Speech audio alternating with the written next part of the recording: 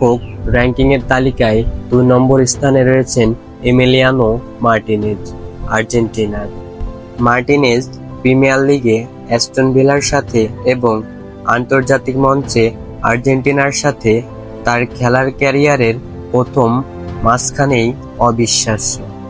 Emiliano Martinez 2022 বিশ্বকাপের ফাইনালের মতো তাকে আরেকটি শেষ হাফ সেভ করতে হতে পারে, কারণ আমরা সবাই জানি যে আন্তর্জাতিক টুর্নামেন্টগুলিতে কতটা প্রত্যাশীল এবং ভয়ানক হতে পারে মার্টিনেজ।